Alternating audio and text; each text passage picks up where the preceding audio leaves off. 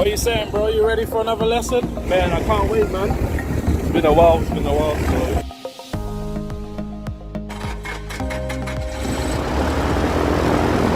That's a screw.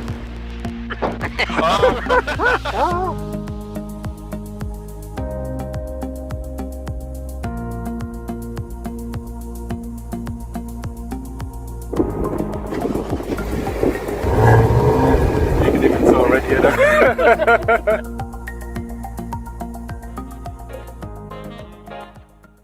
Hey, right rudder, that's it. Wheel 01, you can backtrack now.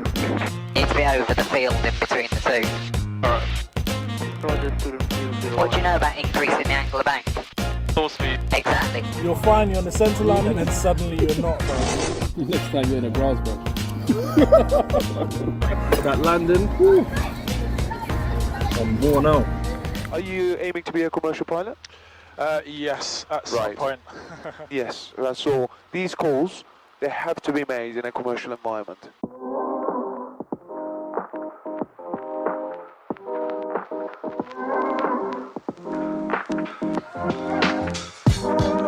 Well done, mate. You're going to make a good commercial pilot. Thank you.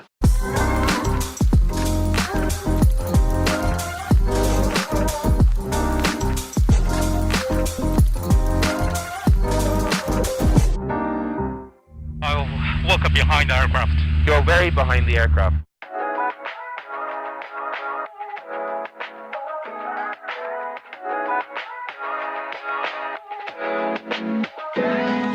We've got fuel leak.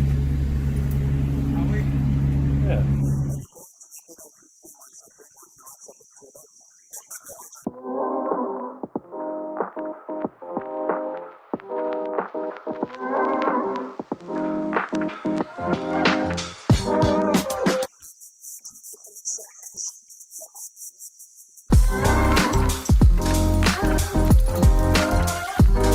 By the way, got to the whiskey, sorry. The whiskey is quite strong. Mate, you're going to make a good commercial pilot. You still have control. No, you tell me when you want to take control. You tell me when you want to take control. Ever?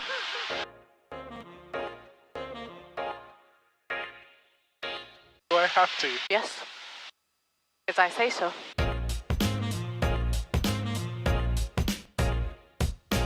Bear in mind, you're going to have to work with what you've got, normally.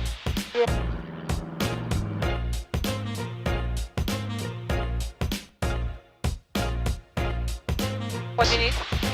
That's what I'll make use of what I've got.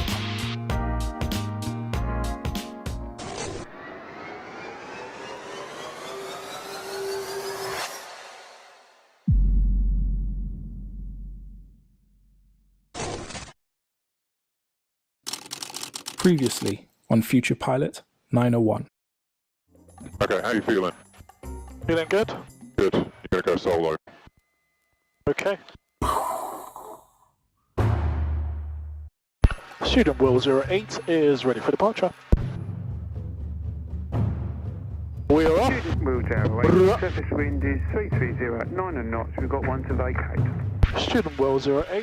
Charlie Kilo, right base, get out to land.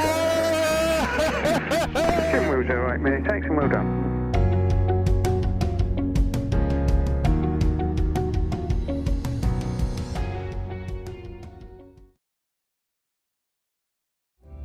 This aircraft is so nice to flow with.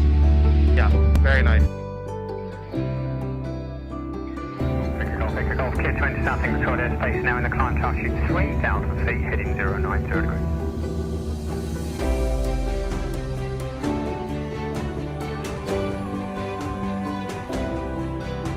Yes, 3,000 feet is very nice and smooth. Yeah. It's not like in the cloud.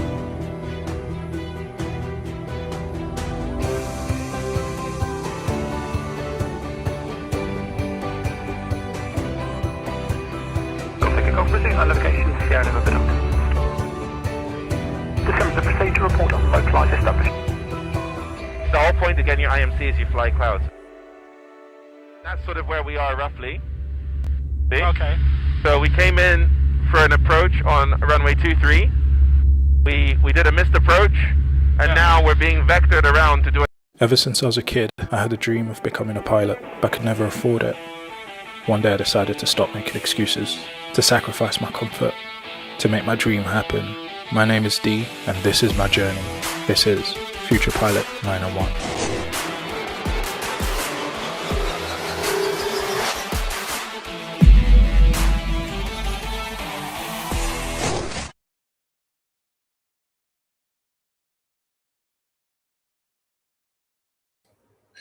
What's up, boys and girls, ladies and gents, aviators, aviation enthusiasts? Welcome back to Future Pilot 901 live on YouTube and Kick every Monday, 7 p.m. UTC. Now, you might have noticed today is not a Monday, and you would be correct. Yes, because this week, well, I thought, it's a new year, it's 2026. Why do things like you did them in 2025? I like to freshen things up, okay? So, do you know what I thought? I thought, let me think about what I want to do differently. I thought, let me add a little bit of spice to that. Yeah, I thought, let me add a little bit of spice to that. So this week I'm having some guests come through, okay? I'm having some guests come through, and we're going to have some incredible conversations. First of all, shout out to you for being here. Appreciate you. Thank you very much for being here, and Happy New Year to you if this is the first episode you're tuning into this year. But this is my second episode of the year. I had a chat yesterday. So if you are on Kick, you might need to get yourself over. Actually, it's still on Kick because Kick doesn't delete the episodes until a week later or a month later. So you still got some time on Kick, but if you want to see who I was speaking to yesterday, I had a flight instructor, Pre. I had an aspiring pilot, both of them multiple-time flying scholarship winners. So we had a good time. We had a really good time. We got to talk about scholarships, setbacks, and becoming a flight instructor. You can see that on there. We had a great conversation. And if you didn't know women could fly, well, now you do. And yeah, great conversation about scholarships. If you're planning on applying for flying scholarships, I would definitely suggest you watch that because Pre was dropping some gems. Right. Enough of that. On to today. Now, today's guests are a little bit diverse from the aviation world. None of them have anything to do with aviation, but very much, when it comes to achieving goals, when it comes to being healthy, these are transferable. So I'm hoping today we can just have a conversation and also get into the transferable principles in how we achieve our goals. Why? Because we want to set ourselves up for 2026 to be successful, or as successful as we could possibly be. And this, for me, both these guys have known me since when I had hair. So these guys have known me for a while. Back when I used to have a head full of hair, right? And one of the things I appreciated about both of them is, in a world where I found people were comfortable with taking shortcuts and doing the bare minimum, I saw these two guys as two people who were willing to go the distance, to put the effort in, to achieve their goals. And whenever I spot people like that, I like to have them around me. So interestingly, back in 2023, some of you guys, if you've been on the channel, you know that I got a PPL scholarship in 2023. Well, I think one of the things that was instrumental to me getting the flying scholarship in 2023, after years of being rejected, was partly to do with having a mastermind session with these guys, where we discussed goals, we held each other accountable, and then we pursued our goals. And I appreciated that time. So I can't wait to have a conversation with them and to share that with you. If you have questions, make sure you put it in the chat and we will have a great time together. Right, without further ado, I'm going to present and introduce my guest for today. Remember, it's a conversation. We're going to have a conversation, so join in. This is not an interview, it's a conversation. Conversation. Right, without further ado, check it out. I'm Tyrone, Stewart.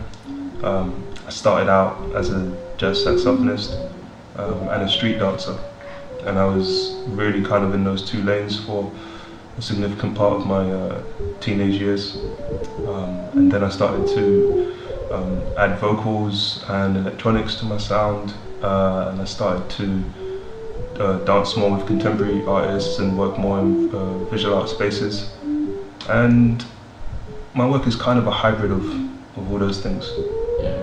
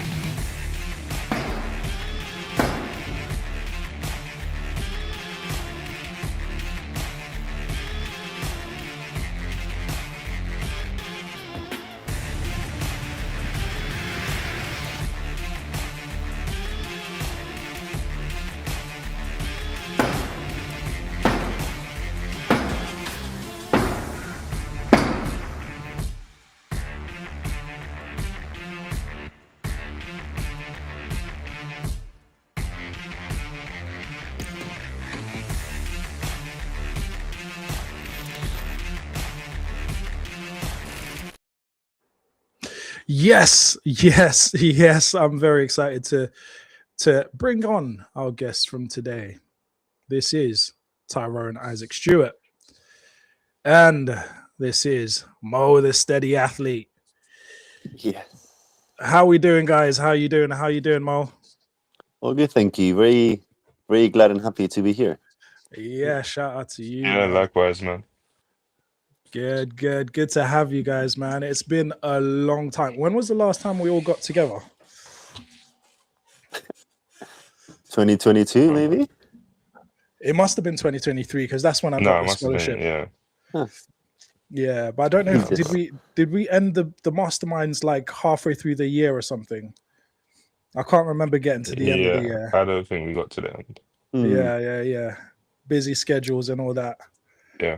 Oh, good, man. Hey, Mo, you're from Morocco.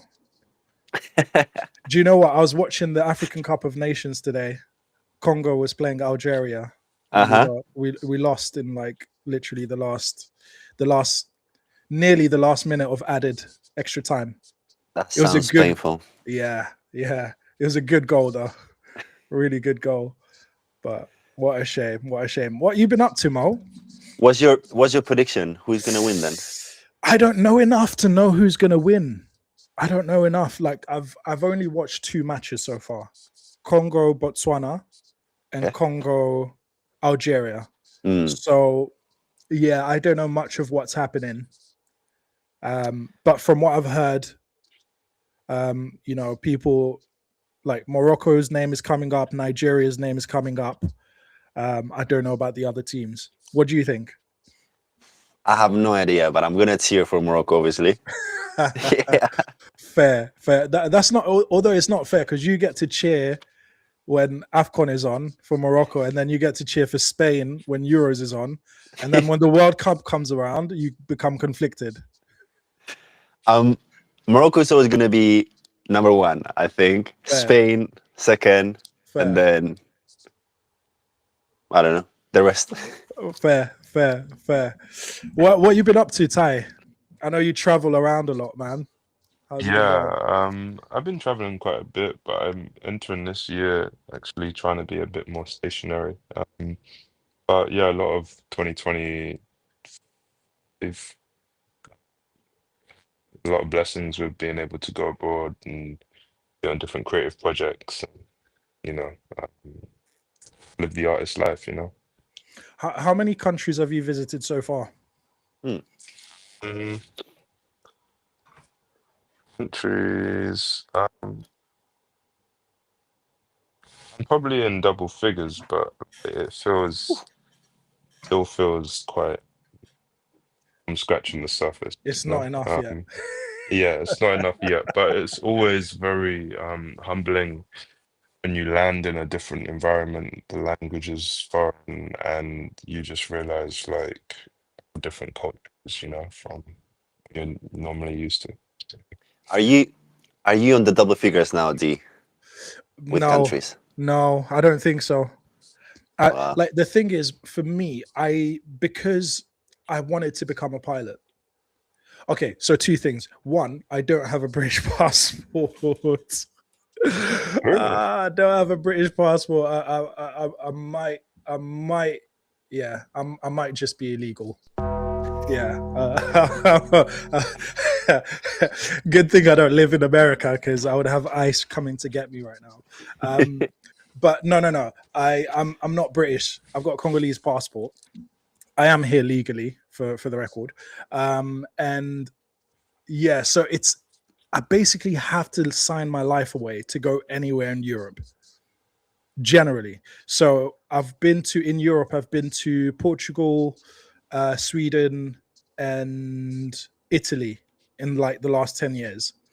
And every time I have to like send in 3 months of pay slips, 3 months of bank statements, wait like 2 to 3 weeks to get a visa to go somewhere. So because of that kind of has made me less likely to like fly somewhere for a weekend, because it's just like takes too much work. But also I couldn't justify spending money on traveling when I could spend it on fly lessons. So then I haven't really traveled around as much. Yeah, outside of the UK anyway. So yeah, I've stayed pretty local. Would you say you've racked up? How many? No? How many hours would you say you've racked up? 122. Yeah, I hit 100 last year and then picked up some more. So I'm about 122 now. And how many do you need to become a pilot instructor? Flight instructor. Okay, so I basically need to get to 150 pilot in command. No, 100 pilot in command, 150 total. And then I need to do the course. So, and then those courses add on some more hours. So yeah, I've still got a little way to go. At the moment, I've been doing like about 30 hours a year, roughly, but we'll see. But my big thing this year is hoping to get into the airlines, because they will fund your training and pay for everything. So fingers crossed. That's my big goal for this year. We'll see how it goes. It's the one. Yeah. That is the plan. That is the plan. What about you guys? Do you have a New Year's resolution? Do you have a big goal for this year? Do you have something you're working towards? This is going to be really controversial, but I do not believe in New Year resolutions. I've said it. That's it. That's it. Bring the hate if you want. Oh, yes. Okay. Why?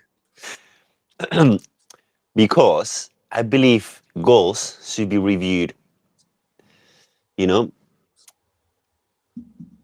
closer than a year.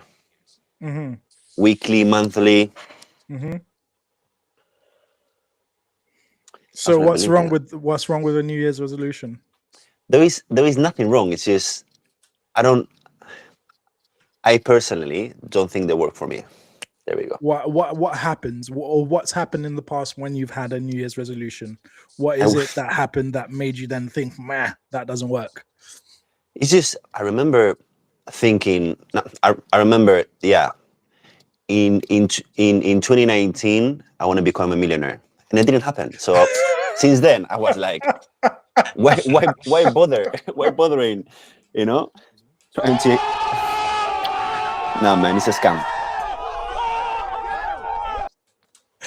Oh, mate. Okay, cool. So, okay. Santa is more real than New Year's resolution. I'm telling you.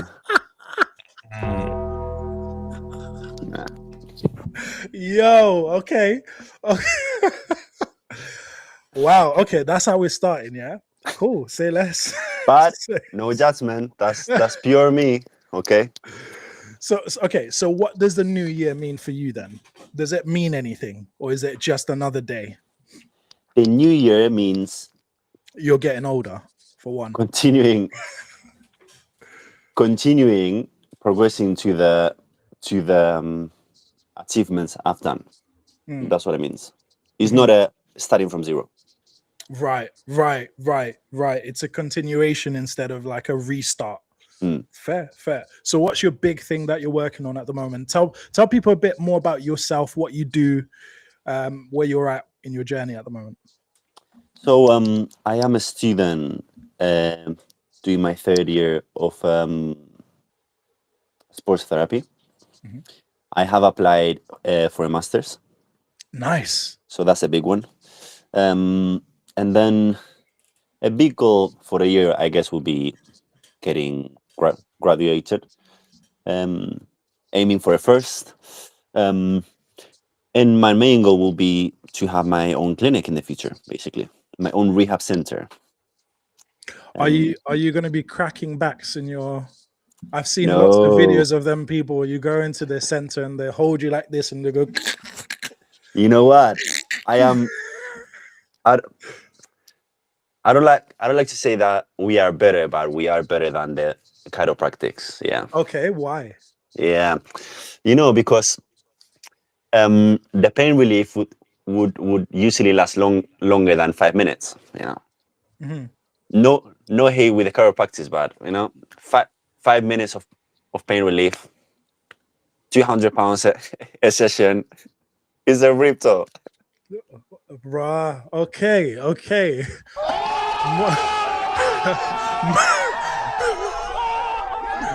Mo wants all the smoke today. He wants all the smoke.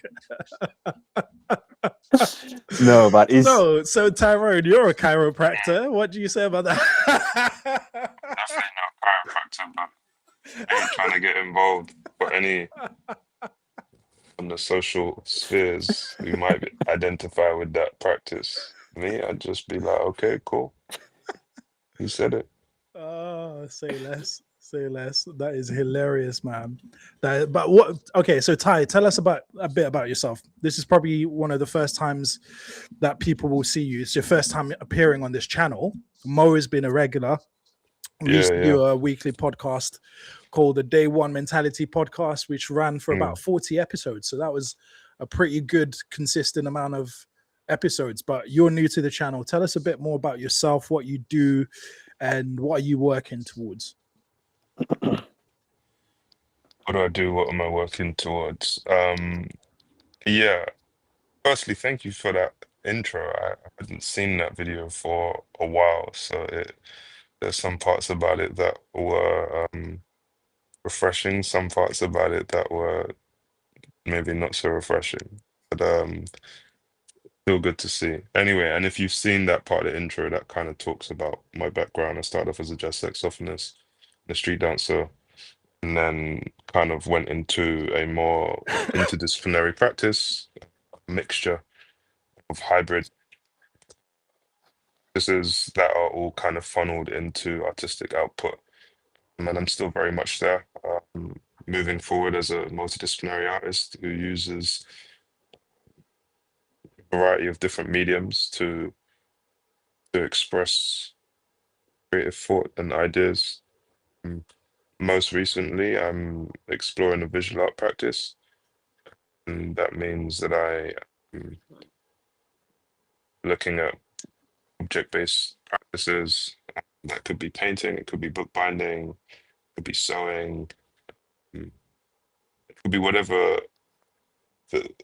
feels necessary to explore the object that I'm making, and then that's in conversation with my performance-based practices, which are more music and dance oriented.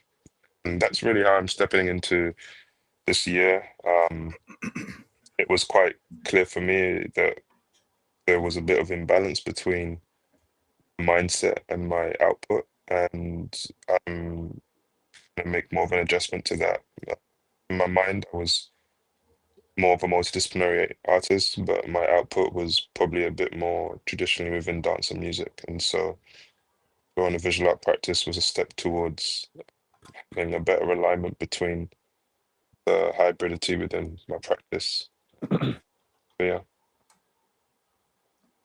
Nice. I'm just trying to I was just trying to think back to when I first knew of you. All right. And I've just come across this, so I'm gonna just pull this up because this might be embarrassing for you. You might, I don't know. I don't think it is. I think it's actually really good because you've always been a great dancer, but it's so old that you might. Probably will be. Do you remember this? We want to watch it now. Let's go. Where did you find that? Back your breath. Back your ladies.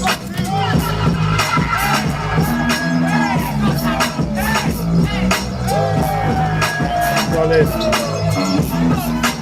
5, 4, 3, 2, 1. Let's go.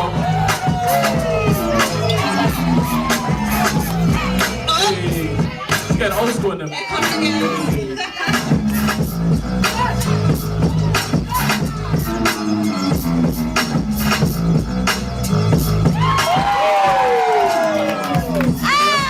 Space. 5,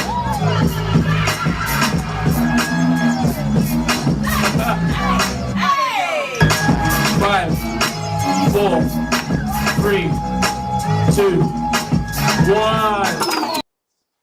Yes. Did you remember that? Do you remember? I mean, I was trying to think from what.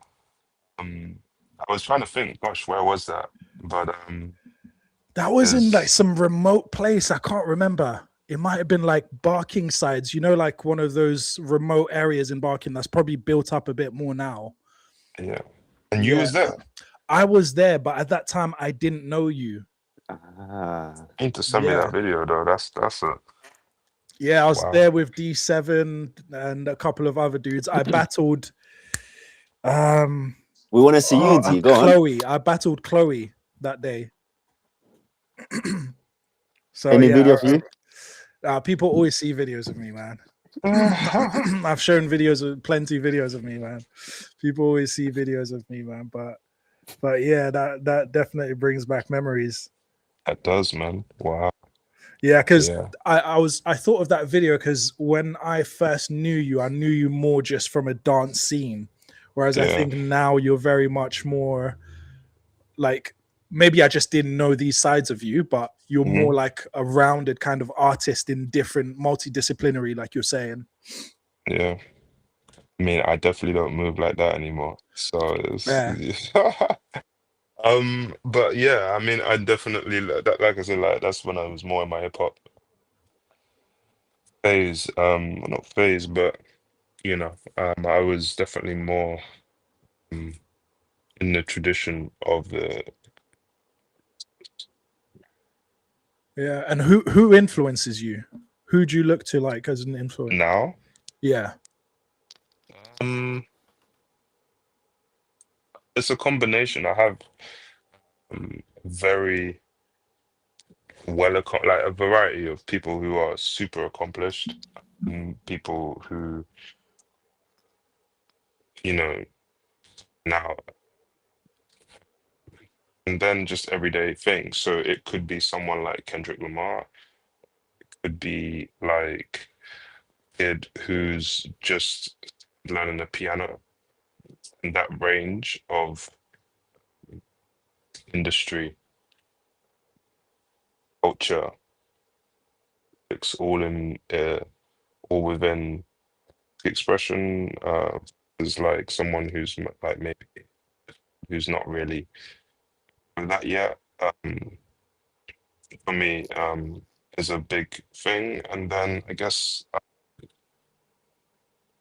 things that are around me. You know, I think part of over the years becoming more inspired by the moon being full one night that you've happened to catch, and the sun setting at a certain time. And, you know, really good song. You know, some of these things are sometimes fleeting, but mm, they take a level of sensitivity to do that thing you've just thought, to know that that could be a moment. So mm, yeah, that's kind of without trying to say I could be inspired by anything. You're saying you could be inspired by anything. Yeah, and but there are, if it's more like specifically about, no, I would say I could be. I think that's what's being in, especially in this climate, being like the information age. Um, Part of the challenge is maybe how you one nurtures their inspiration, because you can be inspired by so much. And so for some people, it's like, I didn't overthink it. I was inspired by that, and I made that thing. I posted that video. I did that. And for others, there's like a process to how that inspiration gets funneled into the output. And we're somewhere within that spectrum. Right. So Mo, you said you wanted to see a bit more of me dancing. So I'm going to show you guys something, one of my latest series on the channel, and then I want to find out a little bit about what Mo has been up to and what you've got in store for us. Right. If you're not up on the latest, by the way, if you're watching this on YouTube, make sure you hit that subscribe button.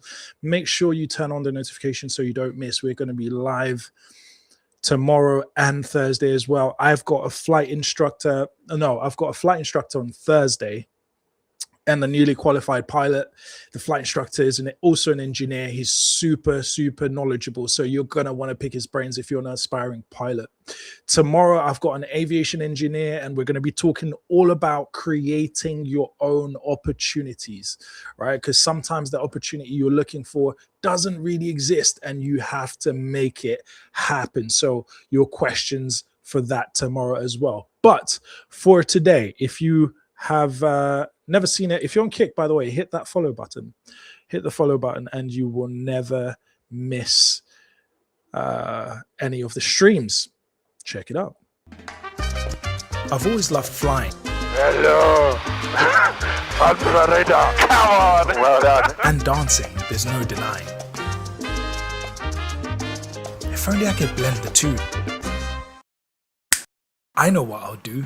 I'll fly to new places, to dance with new faces, making the most of the wings a private pilot license brings.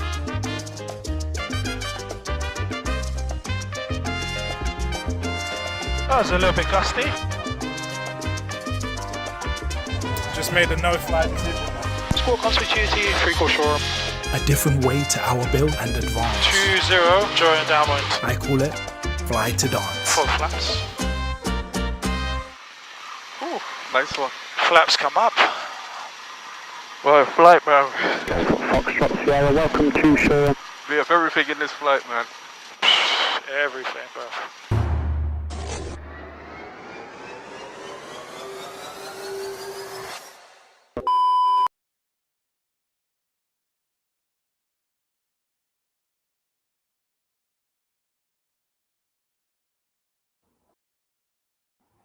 Yes, that's the Flight to Dance series on the YouTube. So make sure you get yourself onto YouTube to watch that. Shout out to the All Persons Official. Thank you for making it down. Shout out to you.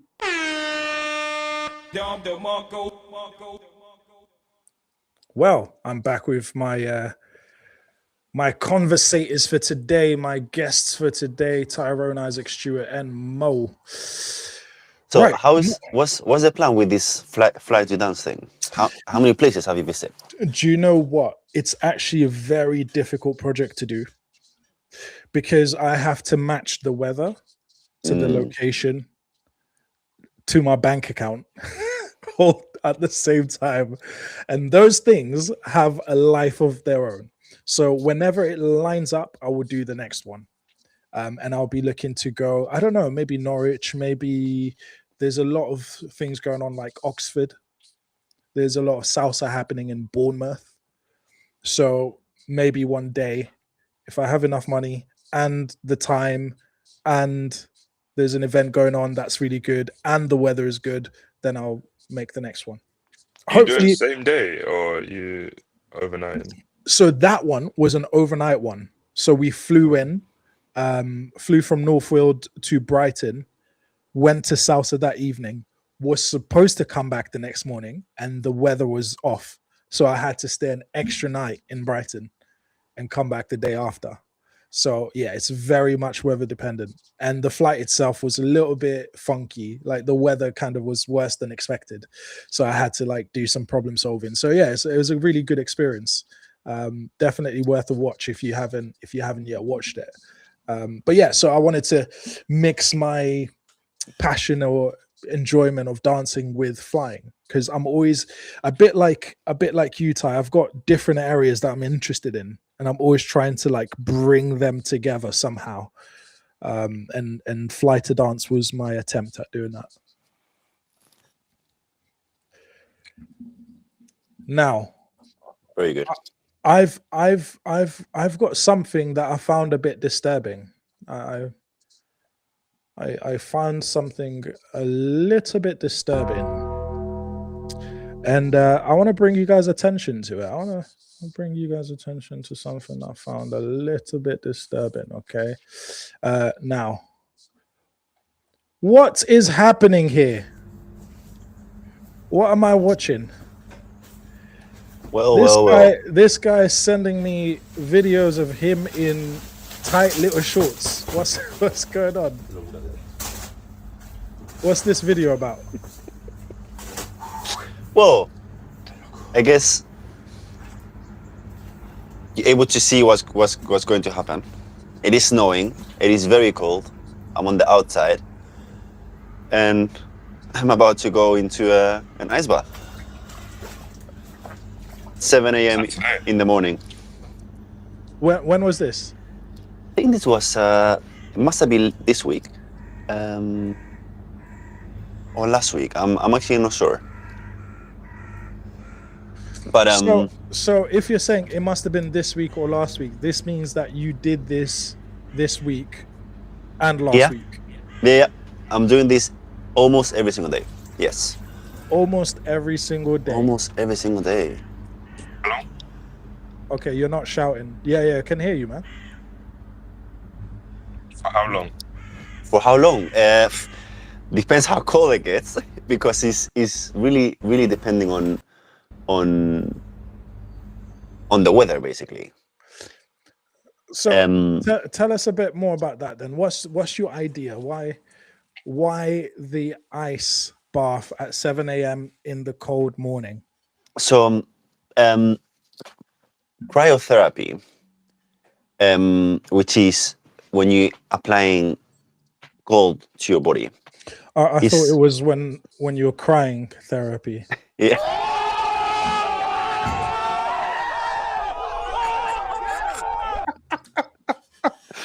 Okay, so not crying therapy. Go on. So it's actually really interesting, because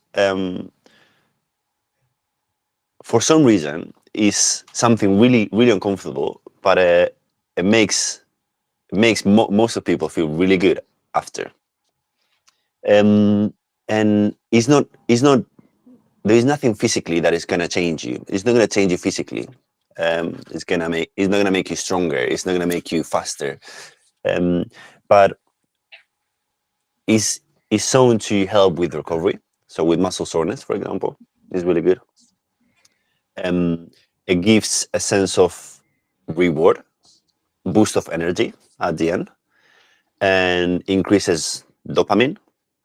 And one of those reasons is because your brain is getting ready to die, basically.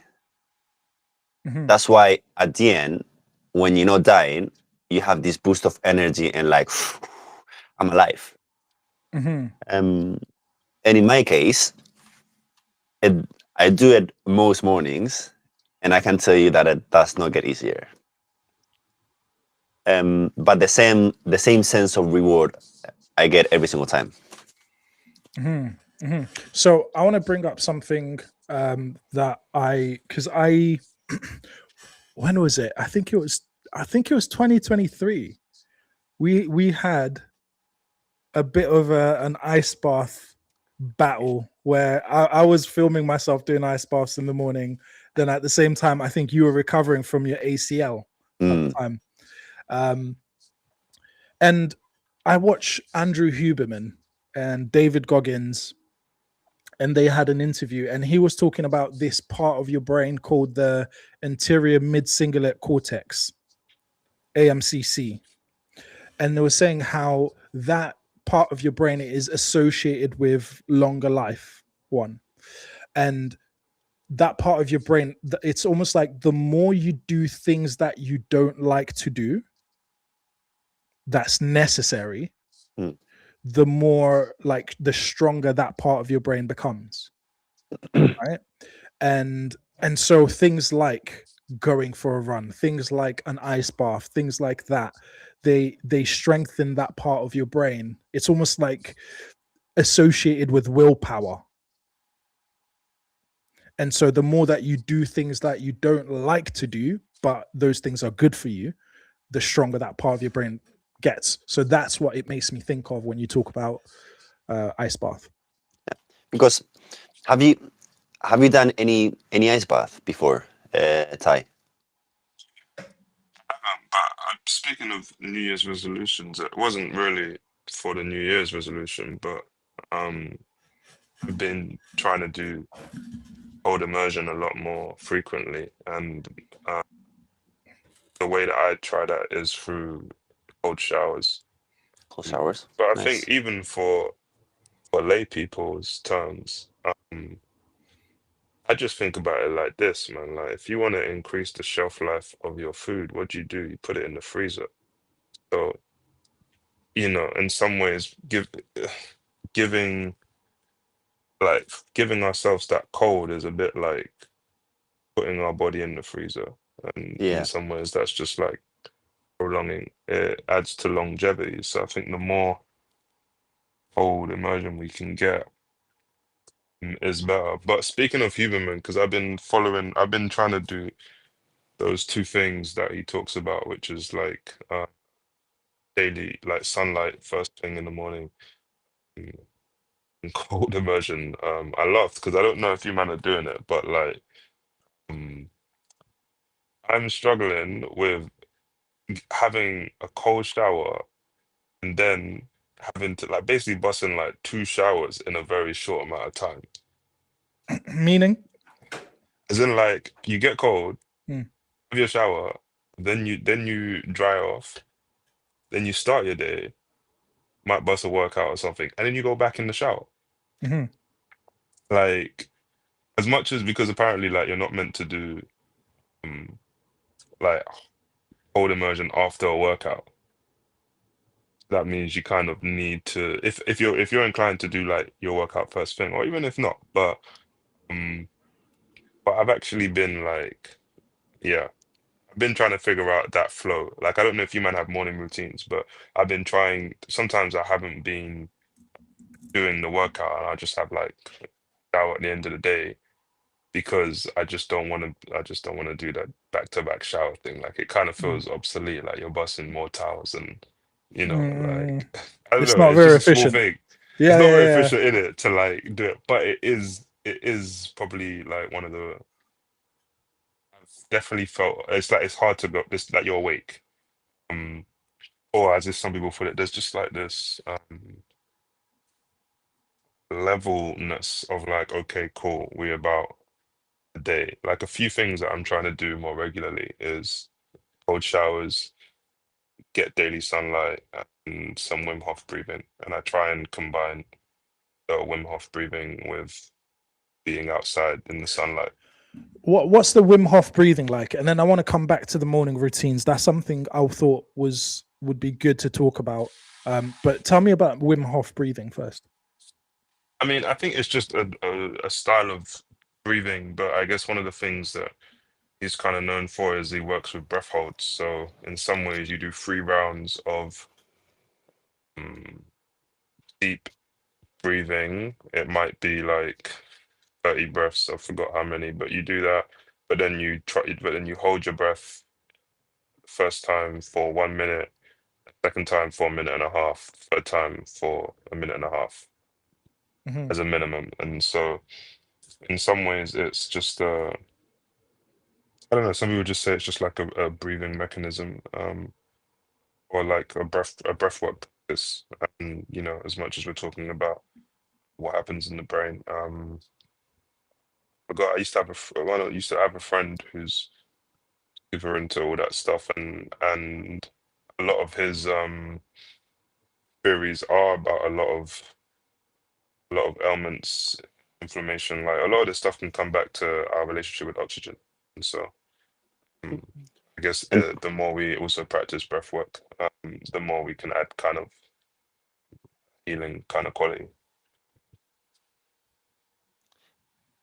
and talking about breathing, getting used to very low temperature waters, I believe that it can actually save your life, because I don't know if you noticed, but in the clip when I immerse into the ice bath, I try to get a really controlled breath, and people that are not used to it, their first reaction will be Hyperventilate. hyperventilate, panic mode. That kills So you. that it takes more energy of you. You're getting ready, you're gonna pump more blood, but also if your first reaction is that, imagine being in a very cold water, for example, on the sea. If for some reason you fall into water and there's a Right. wave. So let's say you're flying around. Yeah. Unfortunately, one of those scenarios that you never want to happen, you end up having to ditch in the water, and you then get out. You're out on the wing, but the plane is sinking, and now you're waiting for help. Wading in the Unfortunately. water. And then if a wave is coming towards you, you're dropping in, you're going back out, and your first reaction is to gasp. And water is coming towards you, you inhale water into your lungs, you're dead. And I could give you another example. If you're walking on ice now in winter, so believe it or not, is a good skill to have. What's that? Being able to control your breath under low temperature on water. Yeah. Nah, for sure. There's actually a story. There's a series on Amazon Prime called I Shouldn't Be Alive. And it's like 3 or 5 series of episodes of just different stories of people who shouldn't be alive. And one of them is an aircraft having to ditch. It's called ditching when you land in the water.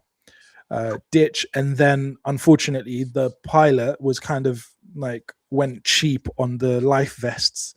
So instead of adult life vests, they all had children's life vests. And so they had to survive that. But yeah, it's very much an important thing for survival. But I'm wondering, like, do you think, Mo, from your experience and your understanding of ice baths and all of that, do you think that's a beneficial practice for a pilot? Yes, 100%. Why? Yeah. It's a good de-stress technique. So pilots have to deal with a lot of stress, especially if they don't have a lot of experience. It's a good wake-up routine. It's a good morning routine to wake you up. It boosts you up with energy, which is always good. So if you are in the middle of a flight and you feeling sleepy, you can literally sink your face into a bowl of ice water and feeling nice and fresh again. But definitely, I believe it will be a good technique to deal with stress. Yeah. Hopefully, when you do that, you're gonna have a co-pilot that's flying the aircraft for you. Otherwise, if I did that when I was flying, you might see me in the news. But yeah, Never okay. know. Let's talk morning routines, right? Because we're all high, like we have high ambitions, right? And that's something I can relate to you guys. I feel that I could relate when it comes to that. What is your morning routine like? So I'll tell you what my routine, like my aim. Well, not my aim, what I do most mornings. So I wake up. The first thing is I put on motivational speech. Usually it'll be David Goggins or it will be Eric Thomas. And whilst I'm listening to that, especially on the mornings when I'm feeling like sluggish to wake up, which means I probably haven't had enough sleep, I will put that on, because even while I'm laying there, it's like my mind has already started getting motivated before my body's moving. Then I stretch, like literally, because I figured out, like, my thing is I need to make things as easy as possible or I won't do it. Right. So whilst I'm in bed, I'm like, I could literally just start stretching. The whole like put your clothes on, go downstairs, like brush your teeth, go downstairs, drive to the gym. Like that's way too long for me. Right. But right there on my bed, I can start stretching, especially the hammies. I like stretching the hammies. Then I get out of bed. Maybe, or what I've been doing these days actually is I've got a static bike. So I've just jumped on the static bike and then stretched afterwards. But sometimes I swap them around. And then if I have time, I would finish with a little bit of resistance. So I've got a 15 kg weight disc at home. So I kind of like, I do my shoulder presses. I do like upwards rowing. I do bicep curls, tricep raises. I do also for my back, so bent over rows. I do I don't know what you call it, but holding the weight, like almost like touching my toes and coming straight back up. It's kind of like a deadlift motion, but not a deadlift without the bending the knees. And I do some squats. So I kind of want to go through all the body. Usually I like to do as well, like heel raises. Once I finish all of that, I jump in the shower. I can't do a bath, but when I can, I go straight cold, or sometimes I start with hot, like warmish, but always finish cold. So that's my routine. Then get back, get changed, get going. That's how I get started. What do you make of that, Mo, from your perspective of a fitness coach, PT, sports therapist? Yeah. What do you make of that? It sounds really good, because exercise have shown to wake up the brain, basically. So it's really recommended to be active first thing in the morning. It would get your brain literally fresh and ready for the rest of your day. And even for some people, like, that might have I don't know, anxiety or ADHD, it might even bring some peace into their brain and thoughts. So it will make them cope better throughout the day. But another thing is bringing blood throughout the muscles, throughout the whole body. It sounds really good. Yeah. Have you found that it helped since you started it? Oh yeah, I've been doing like variations of that for a long time. Like I would say years, at least 2 years. Mm-hmm. Variation. Like, don't get me wrong. There's times when I fall like out of it, but I can feel it. I can feel it as soon as, and especially with age. Like when you're a kid or when you're younger, fitness is almost free. It's just you just have it. You can just kick your leg up there and not get injured. You can jump somewhere and you're fine. It almost feels like it's free. And then you hit 30 and then you realize like, no, if I'm going to be flexible, it's because I stretch. If I'm going to be strong, it's because like it's not free anymore. So for me, every time I feel my hamstring, and because of my background in dance, whenever I feel a pain, like it's like communicating to me, where I think people who don't have that kind of training in their body, when they feel a pain, that's something to avoid. It's like, yeah, no, I better not do that. I better not lift that. Whereas for me, it's like, oh, I feel that pain. What do I need? Do I need to like stretch it out? Do I need to exercise and strengthen the muscles around it? What do I need to do? So for me, especially my hamstrings, I can feel them tighten. And as soon as I feel them tighten, I'm like, nah, I need to do something about it. So whenever I've dropped off, I've got back on it like in not too long after. But I found it to be, yeah, really, it's an important part because I need to keep my body together. I can't fall apart. You know what I mean?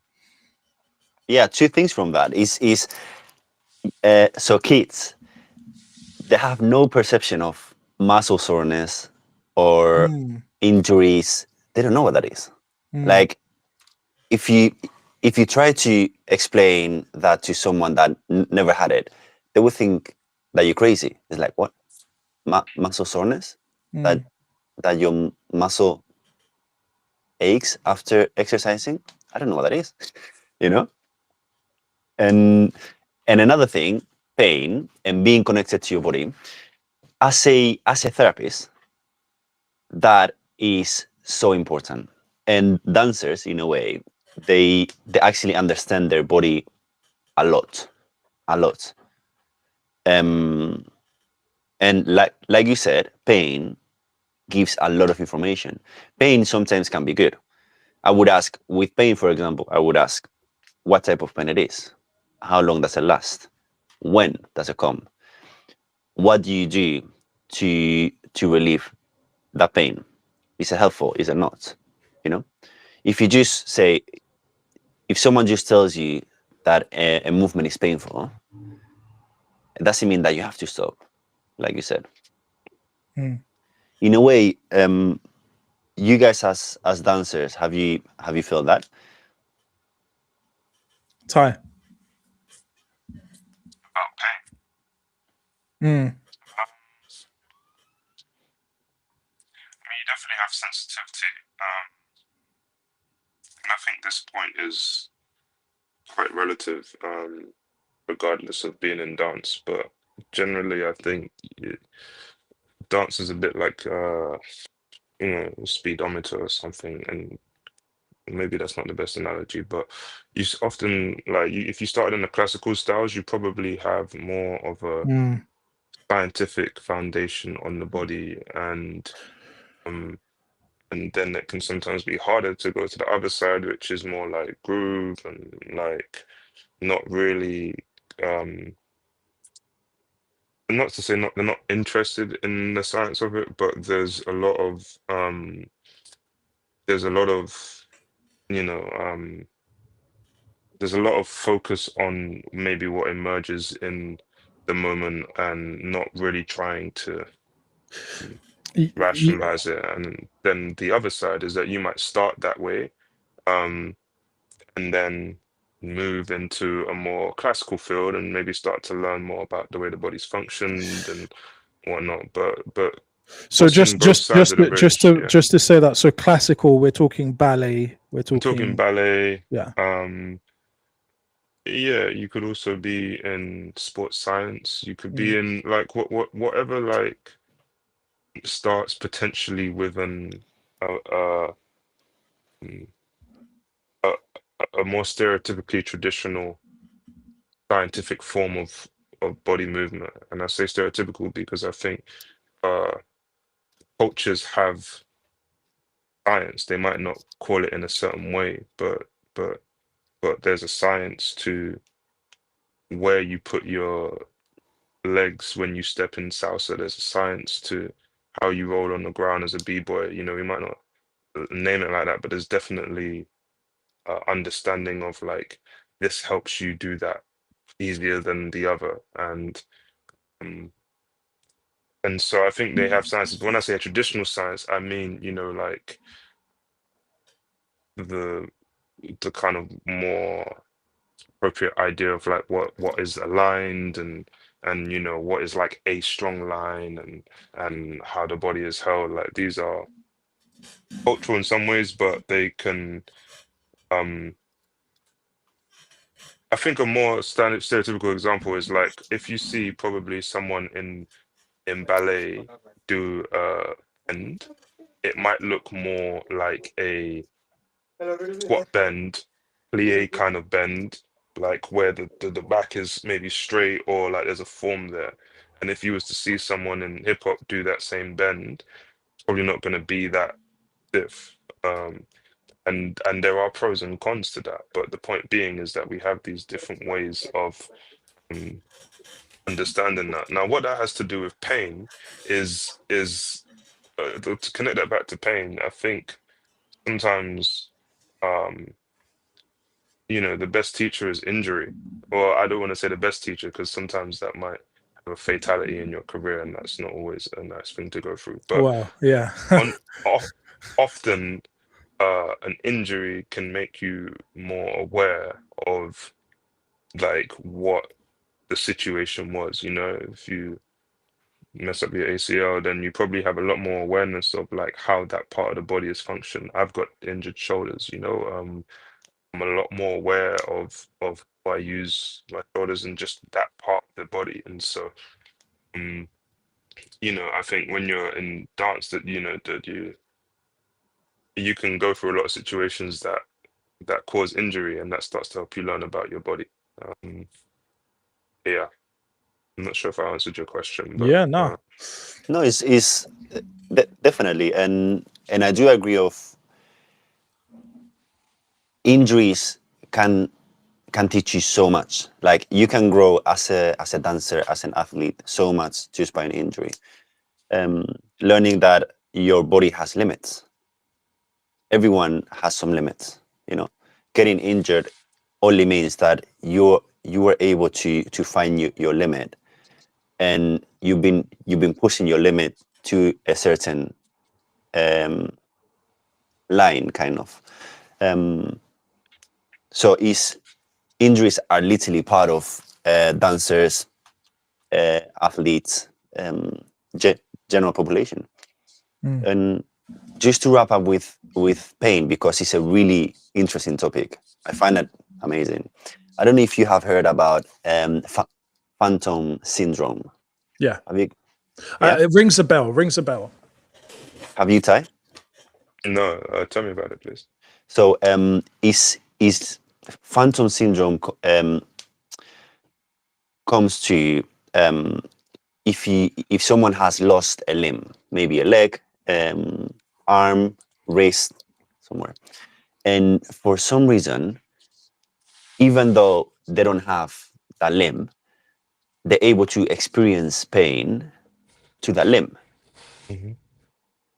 Somehow, the brain, so the patient will come and out of nowhere, they will start and feel a lot of pain in the hand that they no longer exist in their body. Yeah, I think this rings a bell. And one of the, I think, treatments, I don't know if you were going to go to this, but is they can use like a mirror, right? So that they block off the side that's been amputated, and they almost use a mirror to almost trick their brain to thinking like they've got two hands or something like that. That's a way. Does That's that a way of does doing that it. ring a bell? Mm. Yeah, that's a way of doing it. But sometimes, I mean, when it comes, the pain is really, really intense. It's like really, really intense, and then it goes, and there is no explanation. And what is even more fascinating is that you would even have people with this syndrome, with phantom syndrome, that were born without a limb for some reason. Like it's not just the people that lost a limb, I don't know, in a car crash or something, but people that were born without a limb, that never had a left hand, they will also suffer from this throughout their life. Interesting. And also pain can be really compared and measured between people, because everyone has a pain threshold much different. It's really interesting. Is this one of the things you cover on your sports therapist course? Interesting. Yeah, we do. Right. I want to talk a little bit about goals and how do we achieve our goals? Like, what kind of things do you put in place to ensure you achieve our goals? Whatever your goal is, whether it's to release an album, whether it's to complete your training, whether it's to become a pilot, to get your license, to get a commercial license, to get into the airlines. The principles are basically the same, even though the applications are different. So I want to pick you guys' brains on what things do you do to keep yourself on track and to get yourself to achieve your goals. But before we do, if you're new to the channel and you've never seen what this channel has to offer, particularly on the YouTube, then you're missing out. Why don't you get yourself to the Future Pilot 901 YouTube page and catch up with this?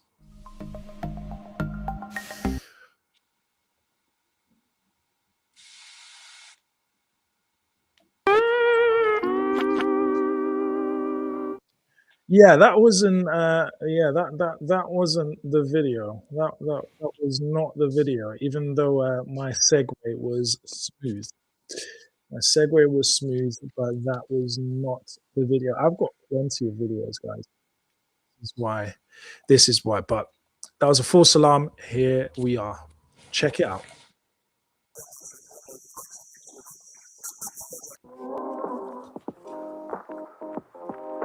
Nice takeoff. That's a screw. I was waiting for that because everyone does it.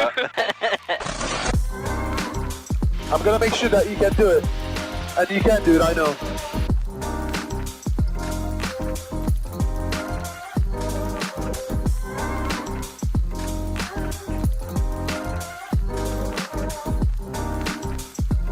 And you get to the height of a double-decker bus. How about this height? Smoothly throttle to idle. Smoothly raise the nose. This is floating. It's float. Yes, man. Good food after hard days of flying, Bro, it's needed, man. That landing. Woo. I'm worn out.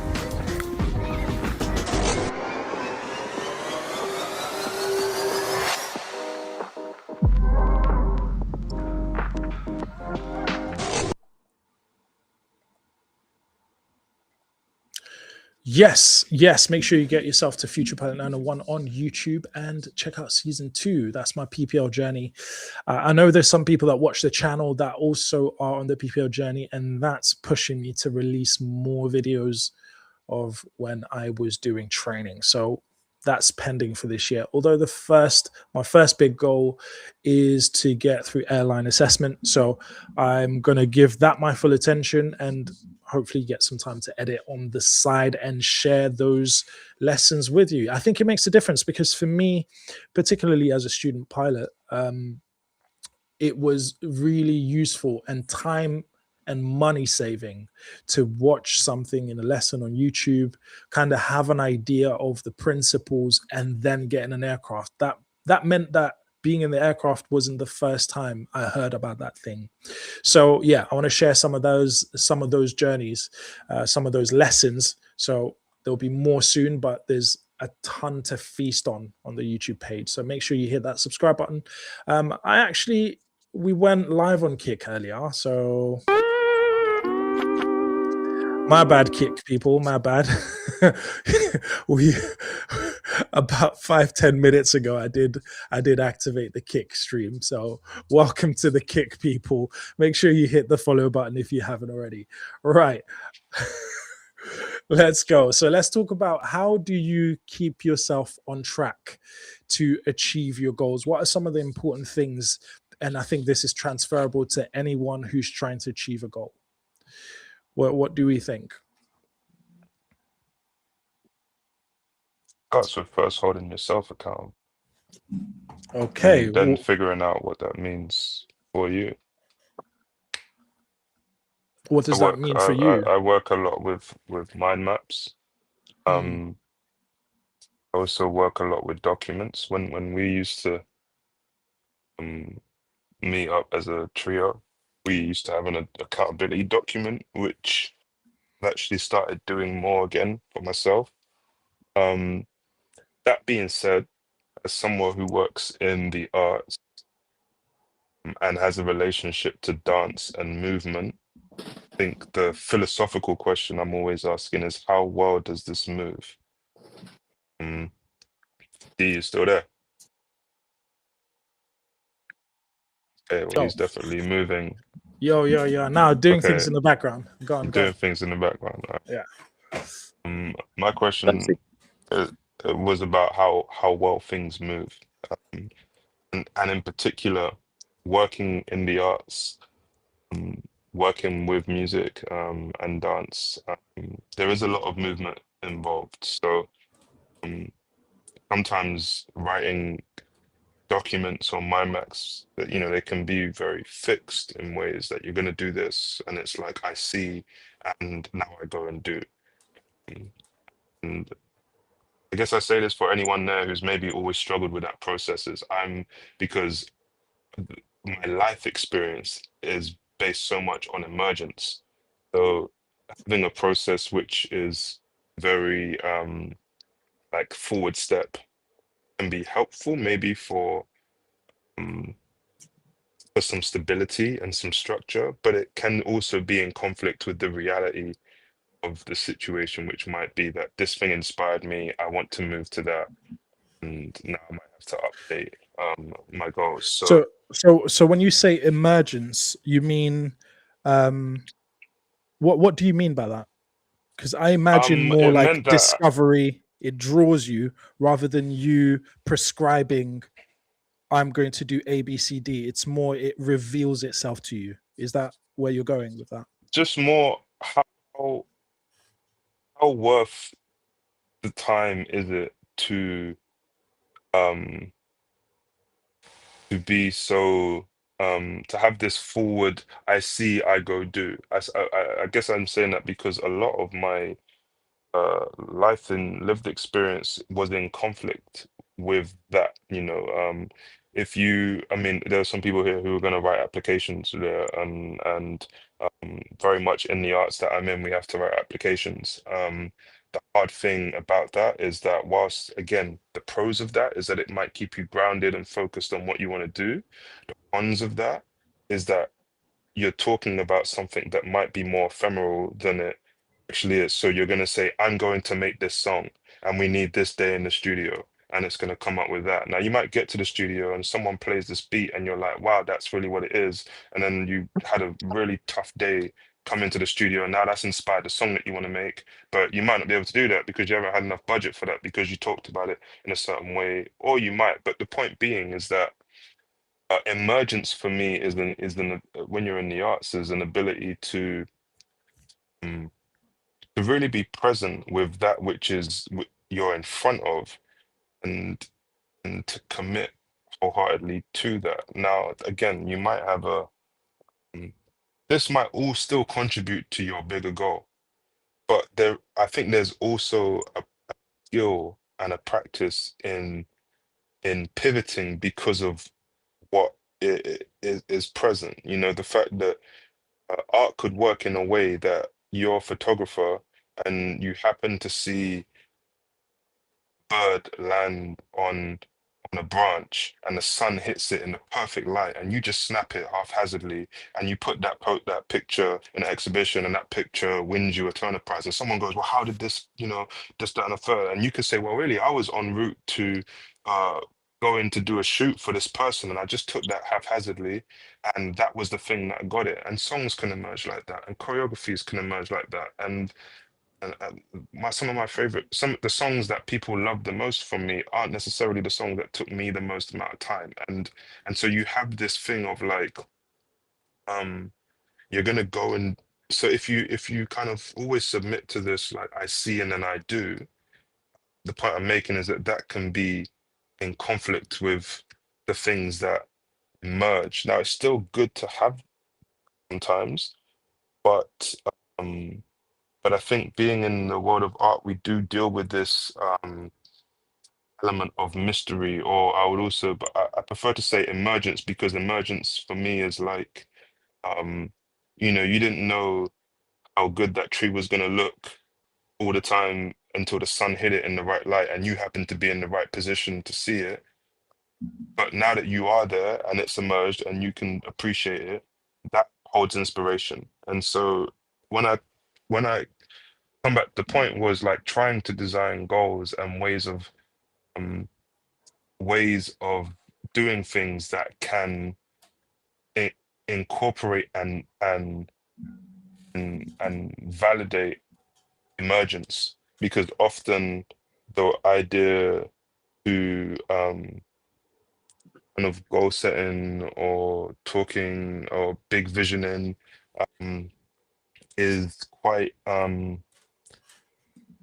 would say sometimes it's structured in a way that is in conflict with artistic practice. And you have to go through a process of trying to understand understand that, or at least my lived experience of that shows that they're in dialogue with each other. The I see and I go do, and I've just experienced this. That's emerged, and now how do I pivot in response? And what I can say is that the pivot is the thing that the ability to move between both of those is the thing that I'm interested in. Right. That's really interesting. So when you were talking, what I thought of was the idea of emergence. I think in aviation, for me, that relates to opportunities. You can't necessarily prescribe what opportunities will come up. And when you go to an event, you meet somebody, you start talking, then they tell you their story, then they connect you with somebody else. Just to give you an idea, for example, this was never in my works, in my plans. But if you've watched my review video of 2025, I talk about how, so back then, Ty, you knew me, right? You knew, I think we must have talked about it when I was going to live in my car, right? And how I was starting this whole journey and going into aviation and all that kind of like that thing. And I decided to put my videos on YouTube and start filming, right? Filming lessons, put them on YouTube. Now my filmmaking skills have developed over the years, but at the time it was like trash cameras, like using iMovies, and just kind of churning out videos as much as I could. Now, that then led to 3 years later. I think one of the reasons why I got a scholarship was because of everything I'd done up until then, which I could go to the interview and say, oh, yeah, my best achievement is doing my first solo flight. Actually, can I send you a link to the video and you can have a look? Right? And oh, yeah, send us a link. Right? And I send a link, I get the scholarship. As soon as I complete the scholarship lead goes, so you do videos anyway, right? Do you mind like doing our promotional videos? Right? So the thing is, in doing that, I kind of just focused on developing, and I became more of an asset to them, because now I'm a scholar. I'm a potentially like low risk scholar because I had lots of hours. I had done all the theory exams, On top of that, he's got filmmaking skills, so he's going to be like valuable. I'm making myself more of an asset. And then that's now developed to where the company has it's in 2029 it's going to be 100 years since the forming of the company. So what they've asked me to do is now to go and to create this film project, to essentially a documentary, to interview previous masters. Now those masters are people who are super accomplished in aviation. I've met like Concorde, like former Concorde pilots, first officers. I've met, when I started studying, when I started aviation and knew nothing about nothing, and I picked up this book and I started to read it and read in the book like the people who wrote it, who edited it, and then like I've literally met those people and interviewed them. Do you know what I mean? And it's like in my bingo card of what will happen in my aviation journey, I never had any of that. But it's like things can just kind of take a life of their own and reveal themselves to you, which I think it's always useful and hopeful to keep that in the back of your mind, that despite your best planning and your best goal setting, in a way that there is I don't want to call it magic because I don't believe that, right? But for lack of a better term, it's like there's this kind of alignment that happens at some point, which things can turn out better than you expected. And I think there's always room for that. Just to maybe add to that, because I think to contextualize why I might say something like emergence is from like having a practice as a jazz musician. In some ways, there is a stereotype, of like jazz musicians improvise, and there are pros and cons to that stereotype, but there is also some element of truth to going through a process of improvisation as a core pillar of how you try to understand music. Now, why do I find that also maybe similar, or the connections to that and maybe the practice within aviation is that to get to a level of improvisation, there has to also be a level of virtuosity. So there is a level of you are understanding it's not like to just make stuff up and like they barely know how to play the instrument. It's not like you spend a lot of time trying to understand your instrument, so then you can step into a space of unknown and be supported by all the kind of intentions that your relationship with that instrument, and then you enter an environment when it's often not you're entering into a team sport, for better lack of a term. You're entering onto a bandstand with other musicians, and there's this element of like what I might have practiced might come out, or it might not need to come out, because what we're playing as a band is has this certain sonic quality to it, and what can I add to that? And the best feeling of that is leaving the gig being like, that sound could have never come out in my own power. Like I could have never said, "Hey, play that," and then like take this note there and that. But it was because that bass player played that thing at that time, and that drummer caught that groove, and now like I was like, "Bam, that's the melody," and then we're here. And you do that enough, and you start to see this contrast between premeditated composition. I crafted every note, gathered this, that, and the third, and emergent composition that's come through an improvisation. And again, you're in between this spectrum. And I think that affects, if you've come through a background like that, that affects the way that you think about goal setting, because you know that some stuff, you've got to figure out what is my instrument, and what do I need to become well skilled on or in, and what is the craft, and what of that I just need to take care of, and then what do I need to just keep being consistent with in terms of the unknown?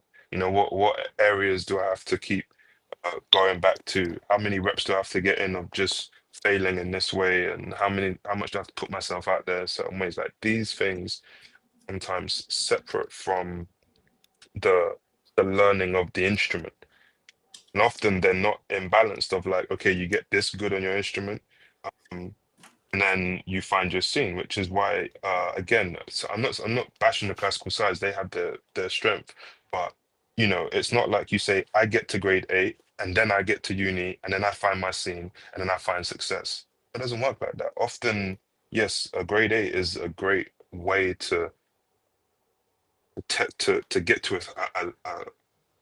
a skill level, but that doesn't mean that all of that skill set can now be applied into your composition or into the bandstand and the gig. Like that is a different practice. And I think as you get older, you start to learn uh, the nuance between like skill learning and the application to the thing that I'm actually trying to achieve, and how many reps need to actually get done into that to feel kind of somewhere with that. So when you were talking about like playing jazz in a band, that kind of sonic,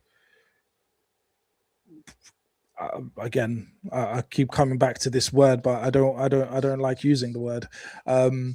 But that whole idea that you come together and what you create is something that neither of you could have orchestrated on your own. That makes me think that that's how a good team works, right? When you come together and different people have different strengths, and you know, like maybe you're dealing with a customer and they come up with an idea that you never could have thought of, and then you pick up a different thing and they're like, wow, oh, I never thought of doing it that way. And I think that's because in aviation, there's, you know, teamwork is a huge thing.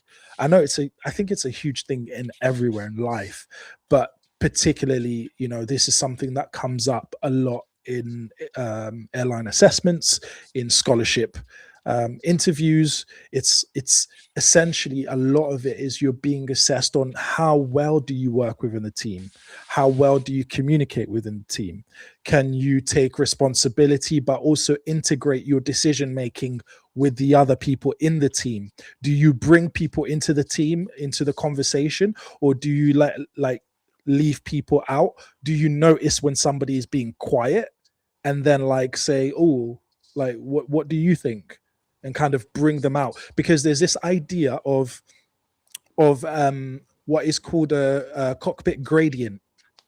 And for example, there's an accident, I can't remember, it might be Pakistan airline, where, you know, there's this captain and he's just saying, just do what I'm saying, right?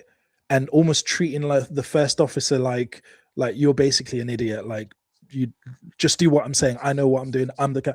And that can then create somebody who is, you know, skilled to notice things or to not notice the basics, and to kind of retreat into themselves where they don't stand up and say, wait, this is dangerous, we need to think of something else. And that can, that's a dangerous thing to have in when you're flying in the flight deck, is having that, you know, steep cockpit gradient. It makes me think of teamwork, and this is very much about, in a way, I love the visual of thinking of working with another pilot, with the cabin crew, with air traffic control, as making music. I think for me, that's a wonderful visual that I take away from what you're saying. Mo, how do you stay on track with your goals?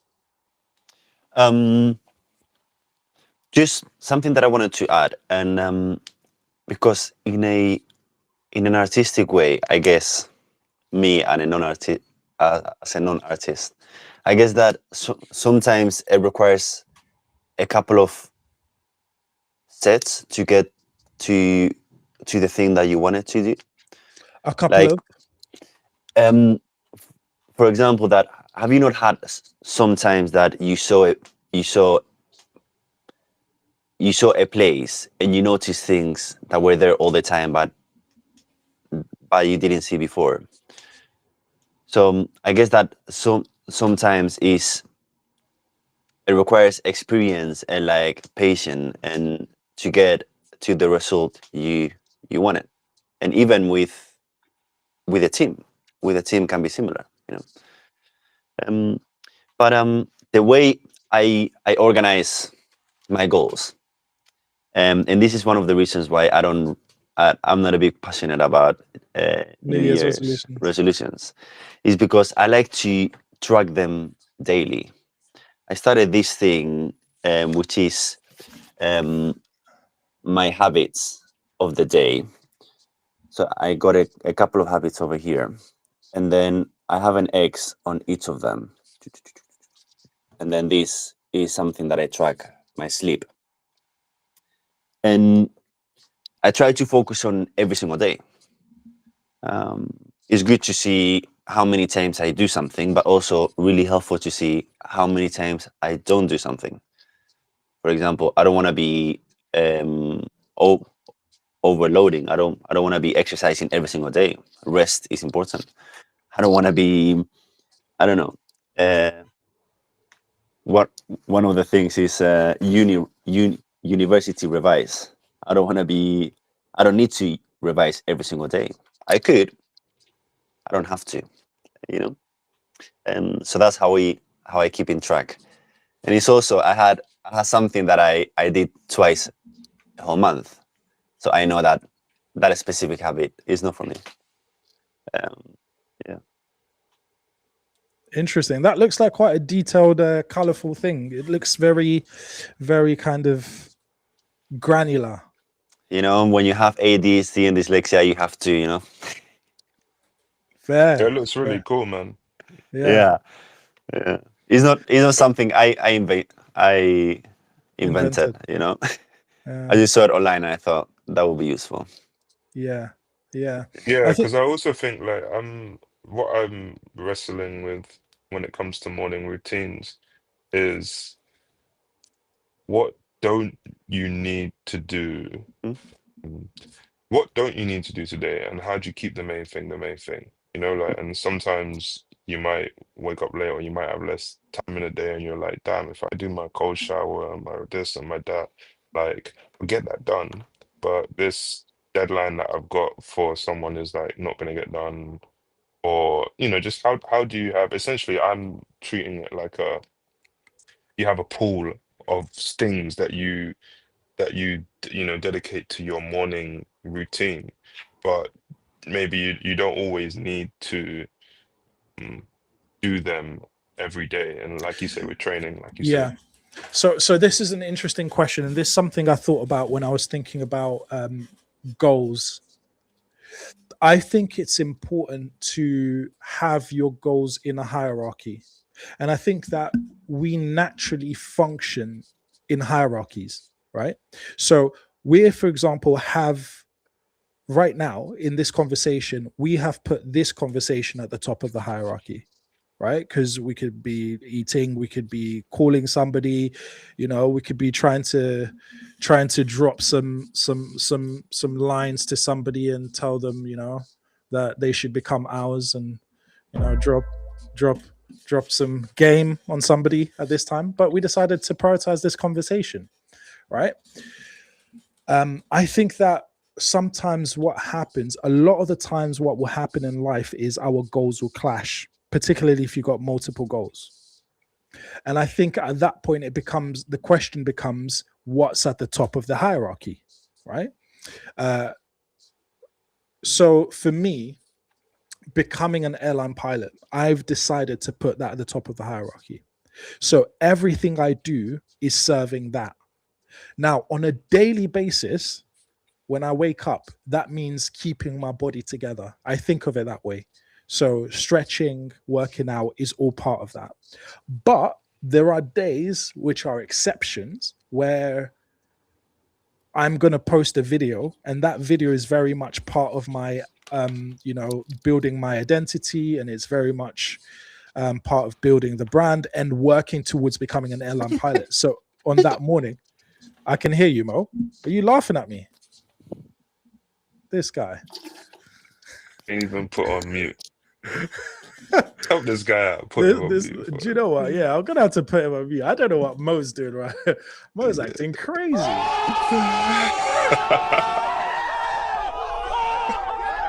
Where was the mute button? I need to mute Mo. Mo's decided to put something else at the top of his hierarchy right now. Yeah, you know what I'm saying. So yeah, I think, you know, on some mornings, because I've got a deadline for a video, then I might go straight into editing. Yeah. But that's an exception. Again, they all serve the bigger goal, which is becoming an airline pilot.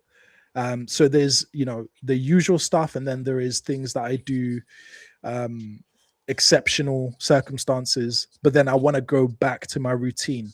And I think it's important to identify your goals, because something that Mo touched on. Mo, are you back? Yeah. What happened, bro? Okay. Not on a live stream, sorry. What? Mo said, I can't tell you guys about that. But one thing that Mo was mentioned earlier is that you could be in a place and never notice what's there. Our eyes point to a direction. They point to a target, and usually they point to the most interesting target. Right now, we don't see the world as it is, we see the world as we are, which means until you decided to, oh, should I buy those white trainers, all white trainers weren't that important to you. So now, because you're debating buying all white trainers, you're seeing all white trainers everywhere. You're noticing the different shades, you're noticing the high tops, the low cuts, you're noticing everything. And that's the importance of identifying goals, right? They can change. That's all right. But you need to identify them, because when you identify it, you focus your sight, you focus your target on something, and it helps you see. Right. So there's this experiment that they did where they had like guys dressed in gorilla suits, and they had this basketball team, a video, and they're passing a basketball to each other, and they tell the participants of the experiment to count the number of passes, of the white team, let's say. So people are focused on that, counting the passes. At the end of that, they say, did you see the gorilla? And they're like, which gorilla? Huh? You didn't see the gorilla? Then they replay the tape.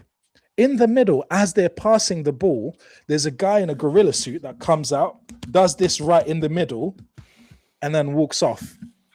And they don't see that, because their target was, I'm going to count the passes.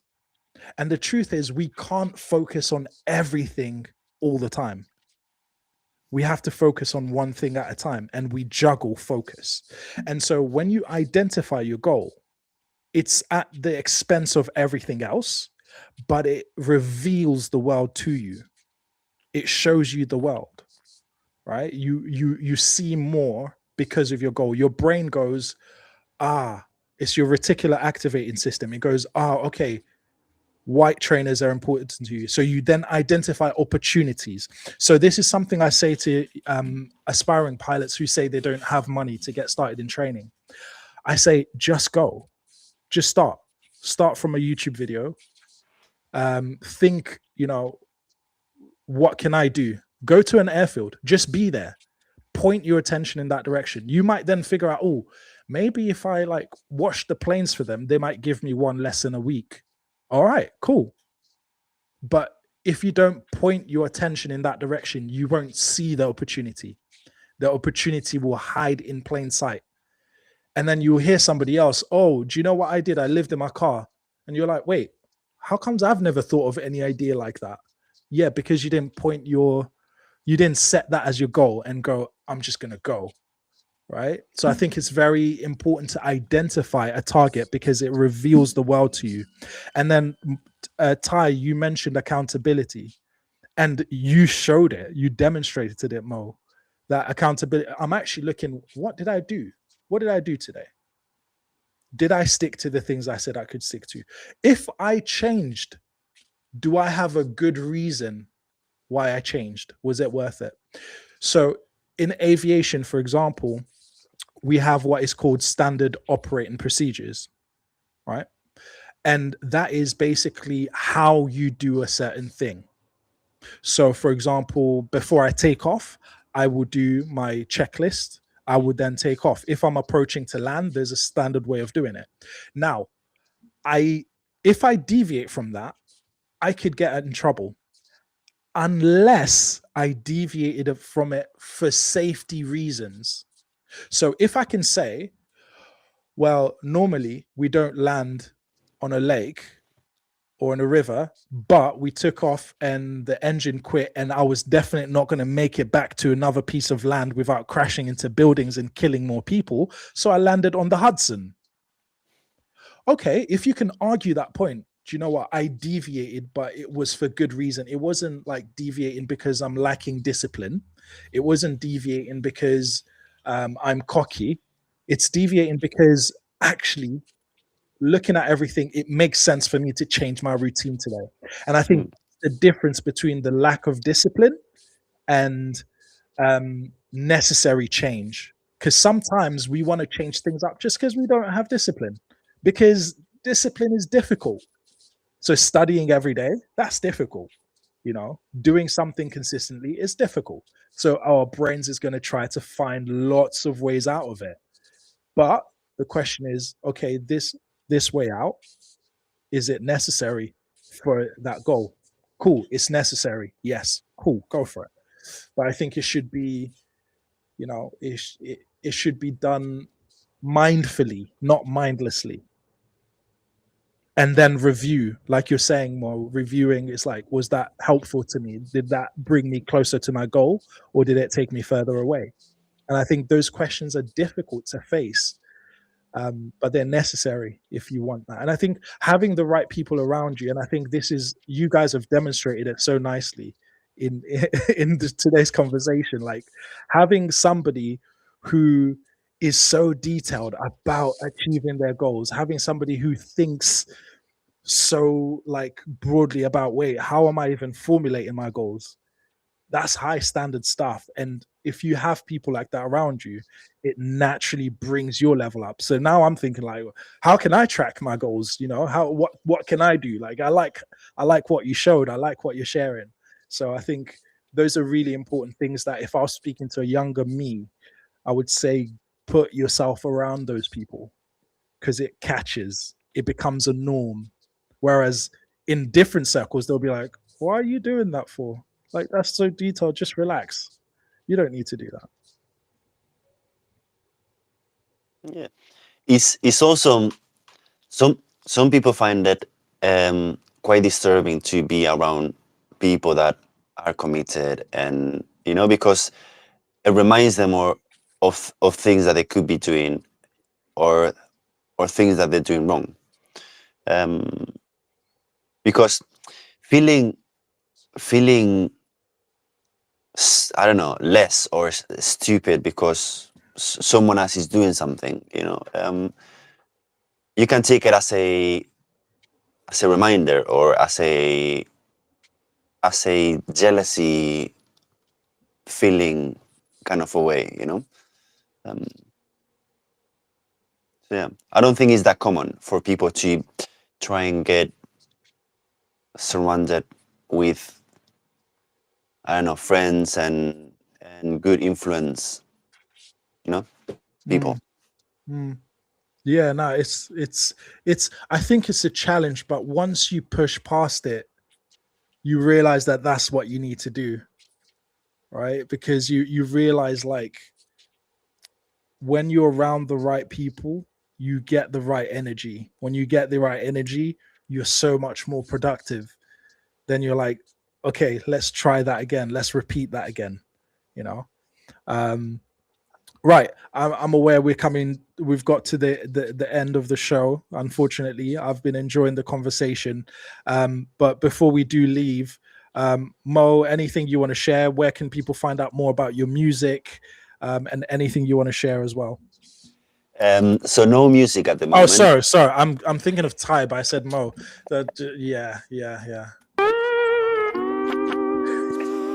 No music yet. Just give me 2-3 years. I will learn more from Ty, and I will go into it. Ty, anything from you, and where can people find out about your music? Fine. Music on digital streaming platforms, Spotify, music, all that jazz. Instagram is my name, Tyrone Stewart. That's where I upload some of my stuff. Look at that flying, man. If I was to leave people with one thing, I guess I mean I'd say keep supporting the channel. I'm gonna say a couple things. And also I think aviation what I never got to say was, as an artist, I think the idea of aviation is something that I might romanticize, but I find inspiring nonetheless, because there's this process of how you get into flight mode, and um, and I think very much in the arts you're navigating a career of there is a runway, you're navigating that takeoff, you're flying, and you're trying to sustain that, and you're trying to land in a destination that hopefully aligns with where your dreams are. So there's a lot um, that that that that practice inspires in artistic career, obviously, and you're a big testament to that. It's easier said than done to actually be that and to get to those aspirations, but I think that is a conversation that people should be having more with artists and people in aviation, because in that dialogue there are clues in how to build systems to take flight and to do all these things. So if you're someone who's aspiring to be in that space, watching the channel, take inspiration from being in this career path. And if you're someone who isn't in that but just is generally interested, then take those concepts more philosophically into what you do. I think that's what I'd say. And I think I would definitely I think, sometimes in life, like a lot of things are just tools, right? And you need to choose your tool based on the outcome that you want. And you can think of the same thing, but in a different way, and it brings up a different result. So for me, imagining teamwork in the flight deck or during a group exercise as music, for me, I think is a huge mental takeaway for me from this conversation. And I think that gives me a different feel going into it, even though I know it's important, even though I understand the principles that make it work, but imagining it as musicians working and creating music together, I really love that concept. So I appreciate you sharing that. Mo, anything you want to share from you, and where can people find out a little bit more about Mo? So same as that, you can find me on Spotify. Hey, you can make an album. You can make an album about like sports therapy and like an exercising thing. Who knows? There might be an idea. Who knows? But not yet. I'm not yet on Spotify. You can find me on Instagram as Steady Athlete. Yeah. And I like to give advice, health advice, show my own progress, and kind of be sometimes I like to help people throughout my progress in a way as well. Yeah, I think that's important. And what would you say, just in closing, what would you say to pilots? We sit a lot of the time for long periods of time. We sometimes are traveling from place to place. It's easy to eat unhealthy. It's easy to not have sleep disrupted. What kind of top tips would you give in terms of like easy, maybe not easy, but just simple ways to kind of keep yourself on track physically? So a good way, and I think pilots, I'm assuming that they do this as well, and is writing things, or like keeping track of things, because it's very easy to lose track of the day and how many flights you've done in a month, or how well you sleeping maybe. So I think that's a really good tool to have to track the things that you would like to measure in a way. What about from a physics? So yeah, in terms of like flights and stuff like that, usually there's quite like I've got my logbook here, so it's quite detailed. So pilots are like super good at tracking stuff like that. But from a physical point of view and from a physical health point of view, what kind of things would you say? So like you mentioned the importance of oxygen earlier. We talked about not crying therapy, but cryotherapy. So what kind of things, little things, can pilots do to keep their body strong and healthy? I would never make it cry tea. Never be my intention with my advice, but definitely you made me cry when you came off earlier. I don't know what you're doing, and neither does the audience or Ty. So secret. So, and I got but yeah, 2%, so my phone is gonna die. But very quickly, it's just trying to be the best human possible that you could be right now, like physically able to. And that should be one of the goals. If you're not able to be sharp, like physically sharp, your mind is gonna follow, and vice versa. So trying to be active, sharper physique, sharper mind, that would help. Another thing, sitting for in more detail, sitting for a long period of time, it would bring a lot of physiological problems. So sometimes you're not able to stand up, but try to move a little bit, be active. Your spine will really appreciate that, and joints in general. Yeah. Yeah, and you've got quite a few stuff. I'll just quickly show your Instagram page. You've got quite a few stuff on there that's like really good. You do a lot on mobility, which I really like. It's not highly intensive. Yeah, Mo's got to go. Mo's done. Mo's finished. Let me see, which one is it? Yeah, I think Mo's done. His battery is done. Yeah, so there's a lot of mobility stuff, things that you can do just to kind of keep a full range of motion. Yeah. Things you can do to just keep your body working. It's not like a super, gym workout where you're like super sweating and lifting the heaviest weight you can. No, it's just about keeping your body dynamic, keeping it strong, keeping that flow, maintaining your range of motion. So yeah, get yourself onto Mo's page, and yeah, you can get in with that if that's something that you're interested in to keep your body all good. Right, we've got to the end. Alas, we must go.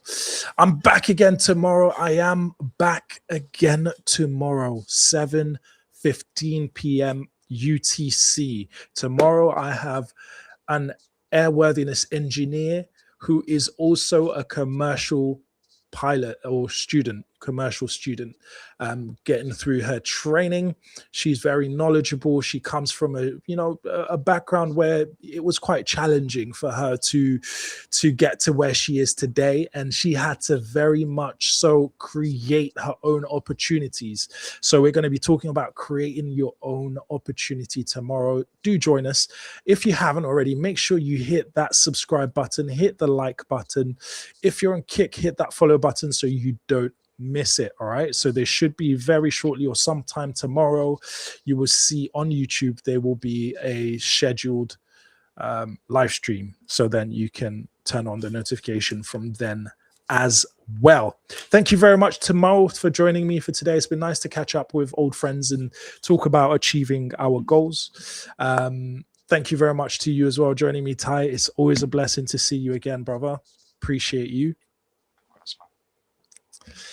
All right, people. Well, to close out, by the way, so you know, Ty, I've been rinsing out your music on this channel, so people who are the regulars won't be surprised at the music. But we're gonna close out the show differently today. I'll close it out with Tyrone's Pure Body. Can you tell us a bit about Pure Body? What was the thinking around Pure Body? I mean, I'm from Congo. At some point, you drop Congo, so I'm like, yeah, Coltan. I know what's happening there. So, tell me your thinking around Pure Body before I play it. Yeah, thanks. I mean, that's a great example, like, of, you know, when I said earlier, sometimes the songs that you make, that you give the most time to aren't always in line with the ones that people resonate with. Pure Body was that. Pure Body was, you know, I was getting ready to record with the musicians, and I just had the bass line. And I was heading into the record session, and I was just like, oh, let me just do this bass line. And then and I built it really quickly. And we had that recording, and then I started to write to it and started to these ideas. It was hitting me, of course, the whole social, you know, the phone politics, the Apple and the OTAN and the Congo and the injustices within that. And I was really just trying to question, like really, what is it all worth? And the inequalities of life. You know, if everyone's kind of given a chance to be on this earth, and really, what is it? What's a pure body worth? That was the saying. It was really one that was questioning, like, how much accountability do we take for what we do, and what does it mean to be pure? And I'm not saying that from a space of judgment, but more a space of provocation to why do we choose to do what we choose to do, and of what the song is getting at. Yeah, man. I think, yeah, it's quite an interesting song because, like you said, the bass line kind of hits, but the message is also quite a strong message with these questions, you know. So I think it's like a little bit of a juxtaposition there for that I feel, because if you don't really listen to the words, you could be just like, yeah, let's dance. But at the same time, like when you hear the words, it's like, okay, now that's quite a serious talk. Yeah, thank you, man. I appreciate you, man. I was going to play it the way I normally play it, but instead I'm going to pull up your YouTube channel, and people can definitely follow you on the YouTubes as well. All right. Sure. So, all right, people. Well, that's it from me. Until next time, which will be tomorrow. I'm your future captain. My name is D, and I'm reminding you to live your dreams. Take care, guys. Peace. Peace.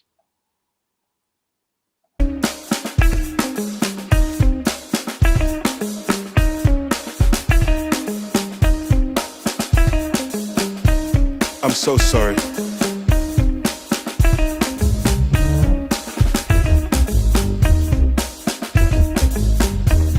Yeah.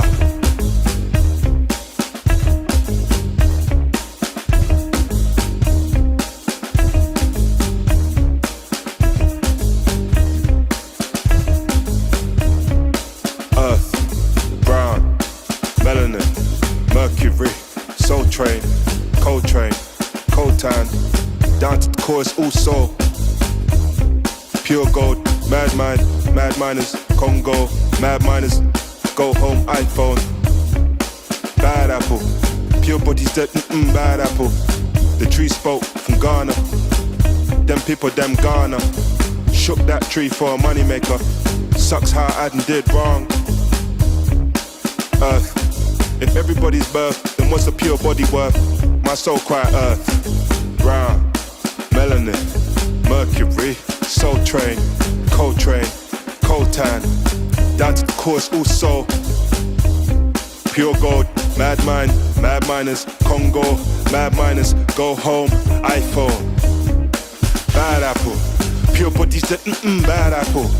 My tree spoke from Ghana. Now my people them Ghana. Now you shook that tree for a money maker, and it sucks how I did wrong. Oh earth, if everybody's birth, what's a pure body worth?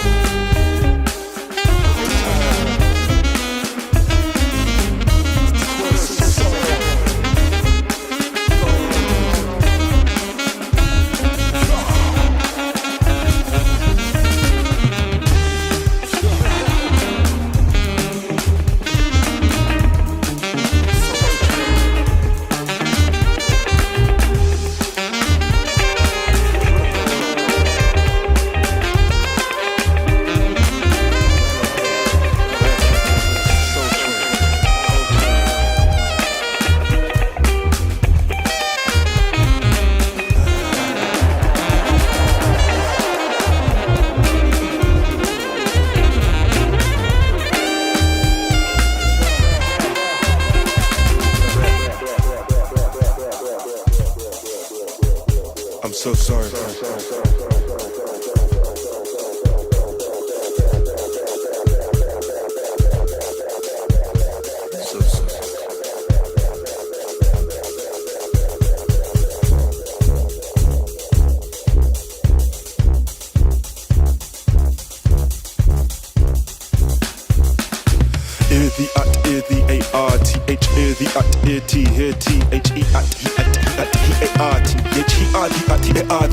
Earth, brown, melanin, mercury, soul train, cold tan, pure heart. Hear the A-R-T-H, hear the hear T, hut. There goes the sound of the underdog. See my dread, an underdog, you could be my dread. See my dread, sausage dog, you could be my dread.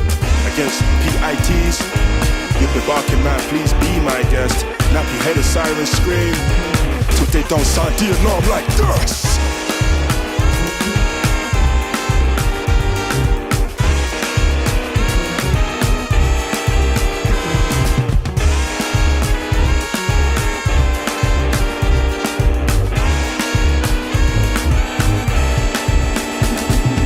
Earth, brown, melanin, mercury, soul train, cold tan, down to the course also. Pure gold, mad mind, mad miners, Congo, mad miners, go home, iPhone. Bad apple, pure bodies dead, bad apple. My tree spoke from Ghana. Now my people them Ghana. Now you shook that tree for a money maker. Sucks how I did wrong. Oh earth, if everybody's birth, what's a pure body worth? Ever since I was a kid, I had a dream of becoming a pilot, but could never afford it. One day I decided to stop making excuses, to sacrifice my comfort, to make my dream happen. My name is D, and this is my journey. This is Future Pilot 901.